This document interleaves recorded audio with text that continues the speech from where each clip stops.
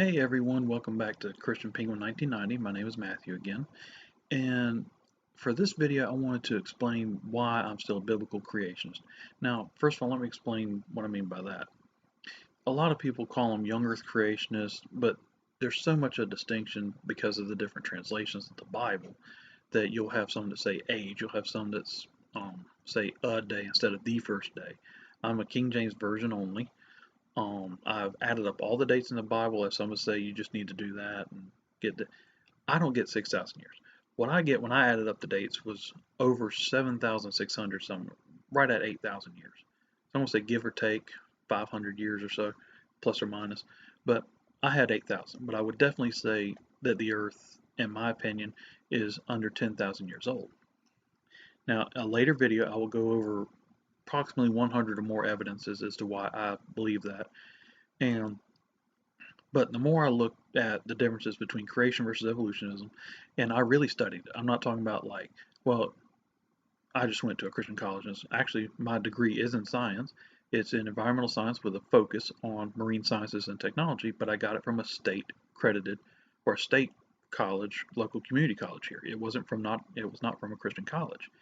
And I'm currently going back to school right now to earn a bachelor's in environmental science, again from a state college, it's not a Christian college. And they teach evolution, old earth, and so on. But the more I've talked to people, the more they have actually responded to me, shockingly, is that they're like, wow, you actually give rational reasons why you believe what you believe. So we end up, majority of time, depending on who they are, have actually said, we'll just agree to disagree because it's just rational why I believe it. It's not just random stuff or God did it like some people try to say and that's all you have. And I was like, no, I rationally believe it. So what I went through is, of course, I started at the beginning with what they say started the universe, and this is the evolutionism side right now. They say the Big Bang started. I was like, okay, well, how can we scientifically verify big, the big thing, excuse me, the Big Bang theory, or is it Big Bang fact? So I started going through it.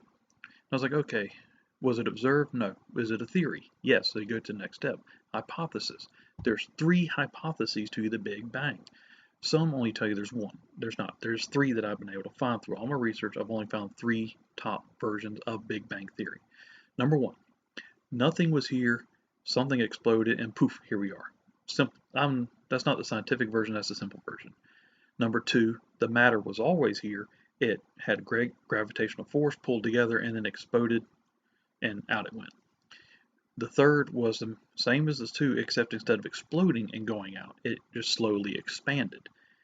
That one, I have a hard time even fathoming you could think that because it's a gravitational force that's pulling it in, and for something that strong as a gravitational force to pull everything in the entire universe into one spot, it's just going to slowly spin and just expand back out and escape the force without really trying. That one I have a hard time even believing, much on paper, much less in real life.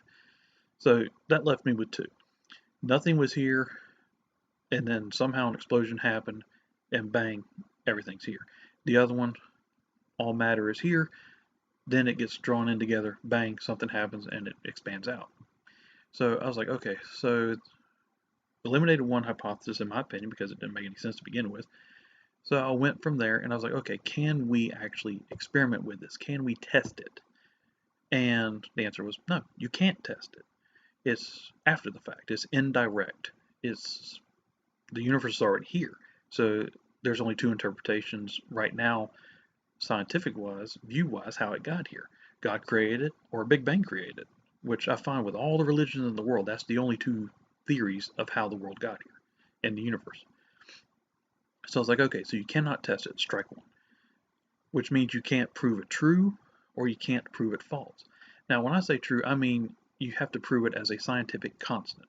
Like you had the theory of gravity, which is now the law of gravity because it is a constant. It has been proven over and over again to be a constant.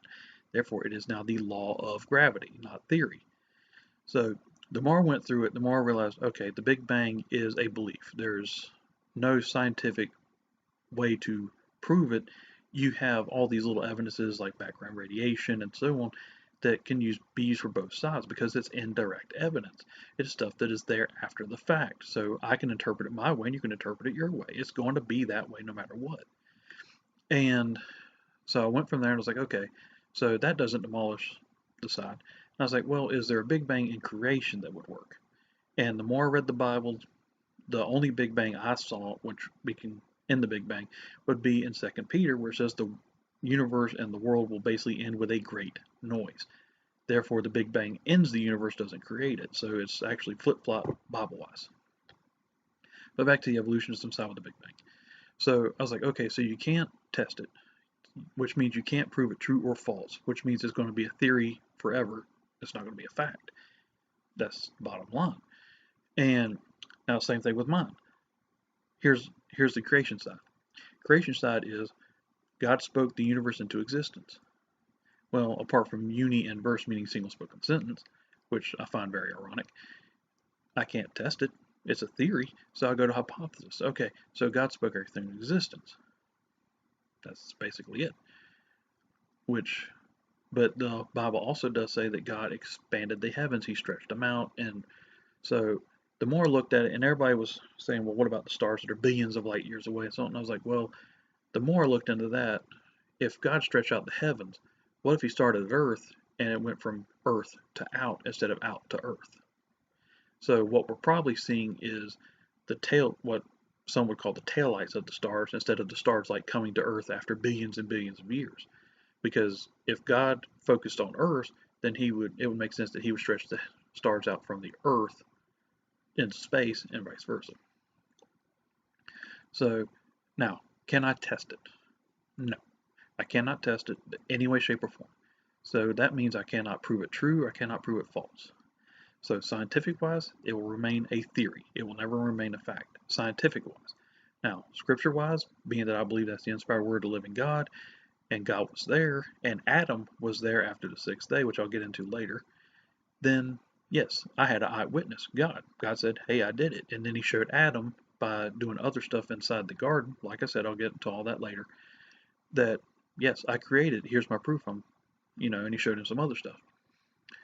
So from there, like I said, for the Big Bang, that settled it for me. It's going to remain a theory. It's not going to be a scientific fact.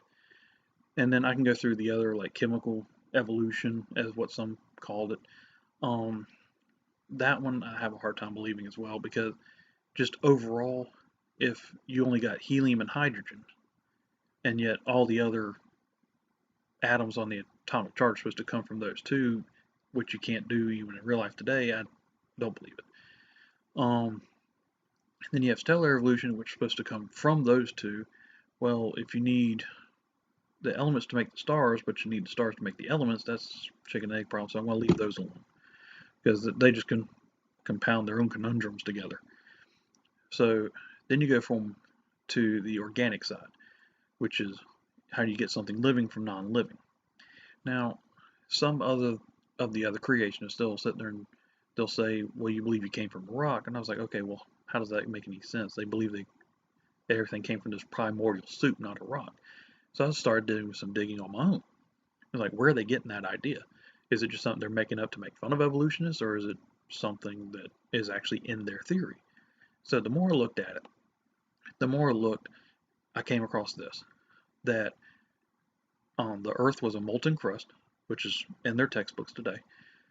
They believe it rained on the earth for millions of years, and through lightning and other sources, a primordial soup formed from the chemicals on the rocks, and later the single-celled organism came from that, and then sprang into all the different things. And I was like, okay, so yes, if you look at it correctly, it does basically say they came from a rock.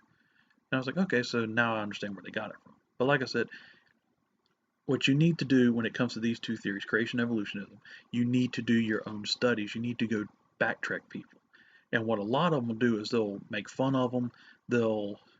And this goes for both sides, by the way. It doesn't just go for evolutionists versus creationists. Creationists, I've watched them make fun of evolutionists too, and it's wrong. You shouldn't make fun of either. Just be civil about it. And so what I did is I was like, okay, somebody says something, I'm going to go backtrack and I'm going to compare the notes. Well, which one makes sense scientifically? And majority of And I've been doing that my whole life, and I'm still a biblical creationist. So it's not that I've ignored science. It's just that I look at, okay, is there any scientific fact behind it, or is it just a theory that they're throwing out as fact, and it's not a fact, it's just a theory.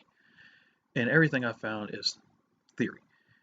So back to the life from non-life thing. So I was like, okay, well, did anybody do an experiment with this? There had to be somebody that tried to experiment with this to test it, because you've already got your theory, you've gone through your hypothesis. Now it's time for the test phase. So I looked it up, and one of them, what's known as the Miller-Urey experiment, my apologies, Miller-Urey experiment, yes, people have tried this. I was like, okay, so I read more and more to, and all the ones I found is they created several amino acids, but not at the same time. You might get 2 at a time here, 2 at a time there, and sometimes there'd be a left-hand amino acid, sometimes there'd be a right-hand amino acid. They were never correct enough altogether to form life. So, but in a textbook, which I found this experiment in, it said proof that they can make life in the lab. I was like, they didn't make life. They made an amino acid, and they only made 2 of them in that particular experiment. I was like, so the textbook just outright lied. They said they made life in the lab. No, they didn't. And every experiment after that, not a single one of them has made life in the lab. Now, sidetrack. If they make life in the lab, to start it with, somebody with intelligence led it on. Somebody with intelligence helped make it. Therefore, an intelligent designer created life, which ends up proving creation side. Just saying. Anyway, so I looked at the experiments. They did not prove it true. They didn't even prove it as a possible. They actually proved it false, that no, we can't recreate this no matter how many they changed by adding oxygen, they changed by taking away oxygen, by adding electricity. They changed as much as they could change, and no experiment afterwards to date that I've been able to research on has succeeded at all. So no, they never proved it true as a constant. They proved it false multiple times, but they're not going to tell you that.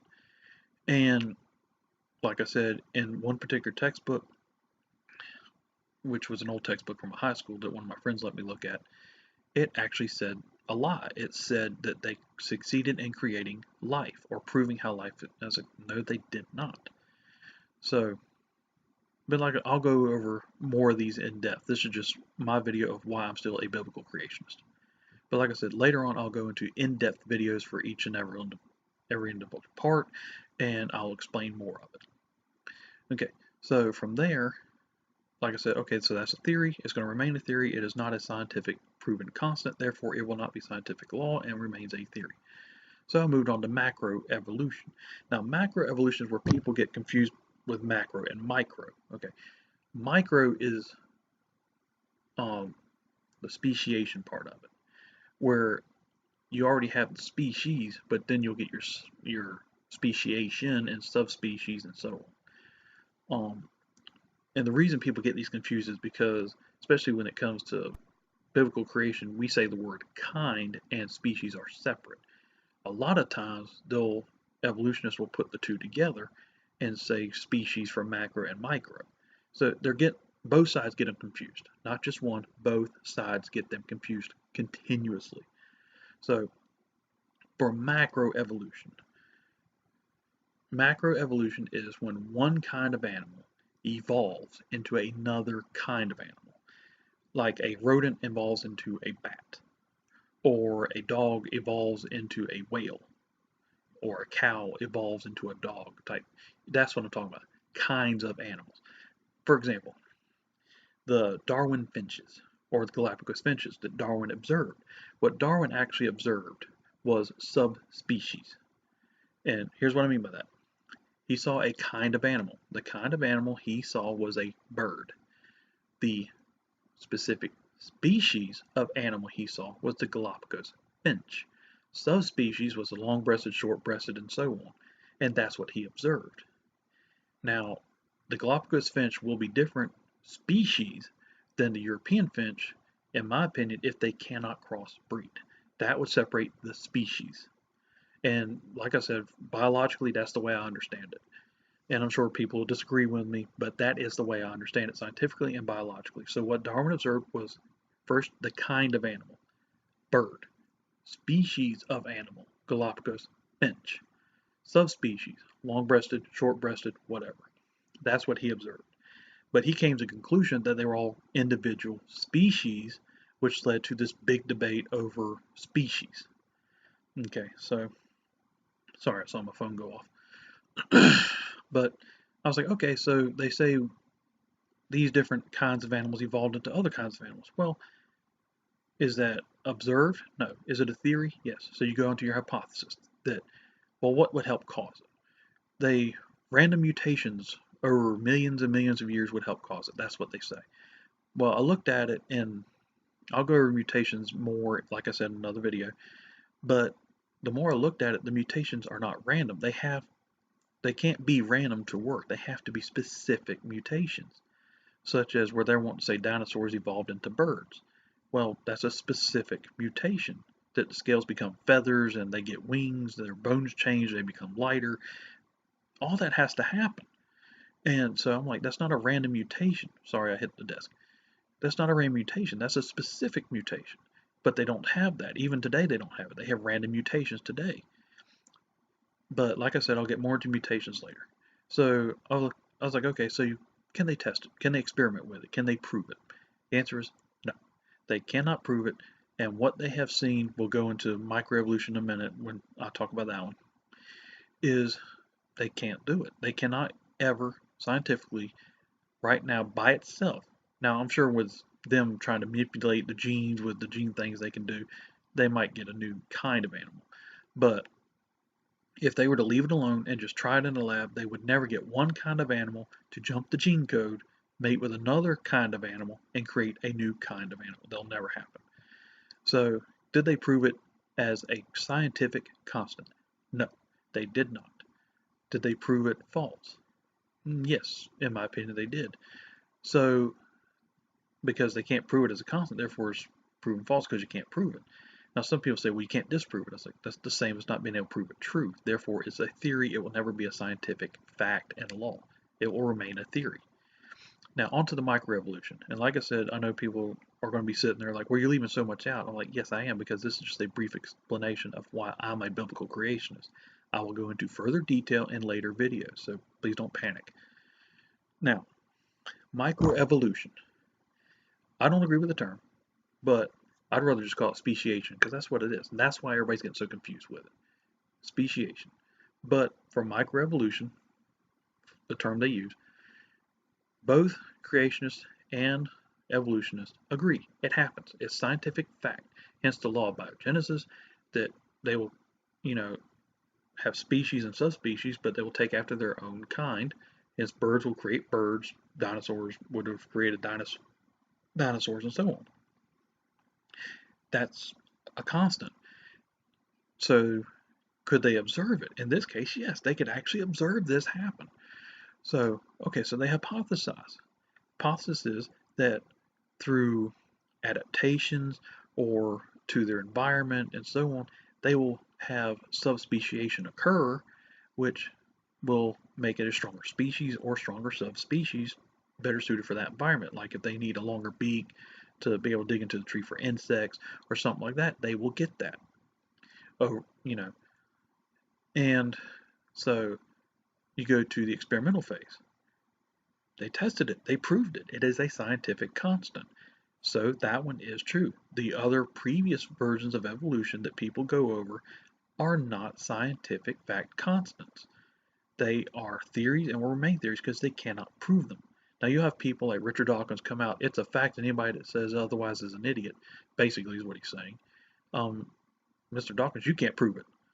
I've seen videos of people actually asking you, show us, can you give us one beneficial mutation that caused evolution? And he can't. But he'll sit there and tell you it's a fact. I'm like, dude, you can't even prove it. You can give us all this stuff that is indirect evidence after the fact and your interpretation on that evidence. But that's not proof, which is what you people tell creationists all the time.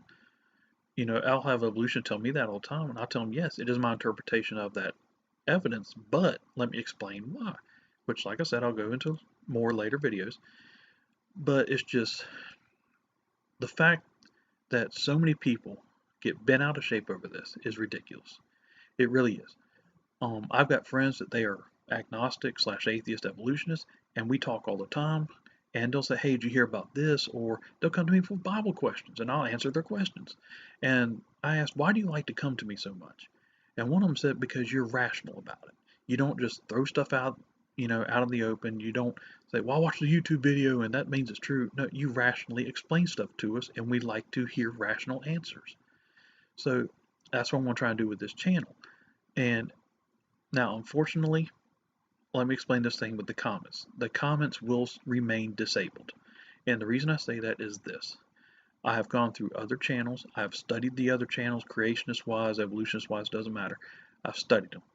And the main thing I studied wasn't so much the video content, which I did watch, but it was the comment section. And what I saw, I will not have on my channel.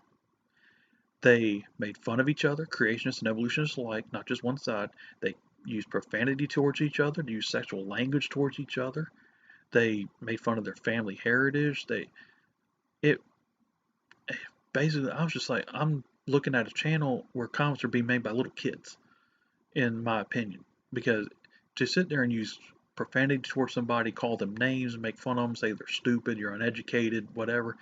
And like I said, this is both sides now, not just the evolutionist side. This is both sides. So-called Christians are sitting here cursing somebody out, and I'm like, that's not Christ-like. Why are you doing that? So I've decided to keep mine disabled.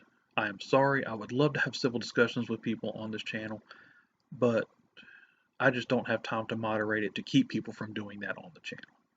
But what I will do, once I get all the videos posted I want to get, I will post a video with an email in the description. Then you can send me all the questions you want on the condition there's no profanity, there's no making fun of somebody, there's no name calling. And like I said, that's on both sides. I'm not calling one side out. It is on both sides. Behave. I mean, literally, grow up. We're supposed to be adults. Act like adults for once. Have civilized conversations.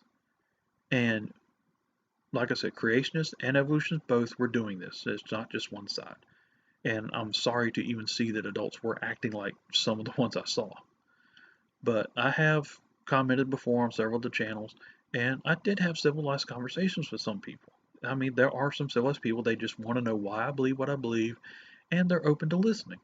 But when you start off by making fun of them, they're on the defensive, not because they're wrong necessarily, but because you just made fun of them. So their natural reaction is, well, I'm going to make fun of you back. And it just starts a bickering contest.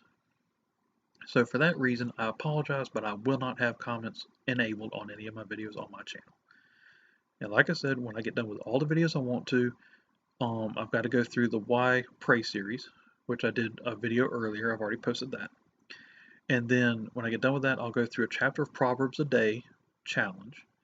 And for anybody out there listening that comes across this video, I have 2 challenges I want you to do for me. And I've had friends that have done this challenge. I actually have one. She used to be a practicing witch. Yes, I said it plain as day. She was a witch. She had spell books, Satanism, everything. She was a witch. And one day she called me crying just to say, "You've been a good friend. I want to say bye before I kill myself." So I talked to her, and I finally said, "Why are you even considering this?" She said, "Well, the demon said to please Satan, I have to do this." And I was like, "No, you don't. Stop." And so I prayed for her. She calmed down, and I said, "I want you to do this challenge for me." She said, "What challenge?" I said, "Just do it. Trust me." The challenge is this. Look up in your area K Love Christian Radio. Listen to it for a straight 30 days. That's all you listen to. No hard rock, no rap, no hip hop, none of that mess. Listen to the Christian radio station, K with a K, love.com. You can listen to it online for free. They air everything. They even have emails. You can send them questions and so on. But listen to them for 30 straight days. That's it. Nothing else. 30 days of K-Love. Then, after that 30 days, for 30 Sundays, go to a, preferably, in my opinion, Baptist church, and the reason I say Baptist is not because denominations and all that stuff, because I believe the Bible teaches us righteousness. It doesn't teach us denomination. But I say Baptist because I feel they're closer to the biblical teachings than some of the others. Because the others are starting to compromise themselves. They're starting to go, what I say, they're trying to please man instead of God, and that's wrong and begin with. So I would say go to a Baptist church, but for 30 Sundays in a row, preferably, go to a service, talk to the pastors, talk to people that are there, ask them, why do you do this? Why do you believe what you believe? Just talk to them. And you might not accept Christ as your Savior, which I hope and pray you do, but you might come out changed. You might have, a happier day by listening to the music or just enjoying the church service or enjoying meeting some of the new people. And by the way, the friend I talked about that was the witch and so on, she actually became a Christian, accepted Christ as her Savior, and is now married to a youth pastor at the local church. All that from those two challenges. And she said she's never been happier. She said, yes, stuff happens to challenge them, but she's happy. She's enjoying her life. She loves her husband. And she never would have had that if not for those two challenges. So please, just try those two challenges, okay? And once again, I'll put them down in the description. But the two challenges are 30 days of Christian radio from K Love, and you can go to their website, klove.com. And then after that 30 days, another 30 Sundays, not days, but Sundays, of going to a Baptist church with the intent of an open mind and listening to the sermons. And you'd be surprised what happens in your life. Like I said, you might not accept Christ, which I do hope you will accept Christ as your Savior, but you might come out changed. You might come out happier. You might come out having a great day, a day you never thought you would have, best day you ever had. You never know. But I ask you to do that open-mindedly and just accept it. Or accept the challenge to do it. That's all you got to do. You're not losing anything. You're still listening to music. It's just Christian radio. And you're going to church for 30 Sundays. So you have 6 days where after the 30-day challenge, you do whatever you want to, and then you go to church on Sunday. I mean, what are you losing? Except for trying it out. So, but those are the reasons why, like I said, the more I looked into them scientific-wise, they are still theories, they are not fact. That is why I'm still a biblical creationist. And I will admit mine are theories. They are beliefs, they are theories. You cannot prove them scientifically. But neither can the evolutionist side. So, like I said, that is why I'm still a biblical creationist. And until something happens where they come out and say, okay, we've proven this, and I go back and redo all the research, and look at them and look what they wrote in the journals and so on, I'll probably still remain a biblical creationist until Jesus comes back, which I think is very soon, which I'll go over in another video. But like I said, I hope you enjoyed this video, and if you did, please subscribe because I'll be posting more videos as time goes on, and I hope you have a blessed day, and whether you're a believer or a non-believer, may God bless your life, and anything you do, may you always be happy. And my name is Matthew, and I'm signing off for Christian Penguin 1990. See you next time. God bless.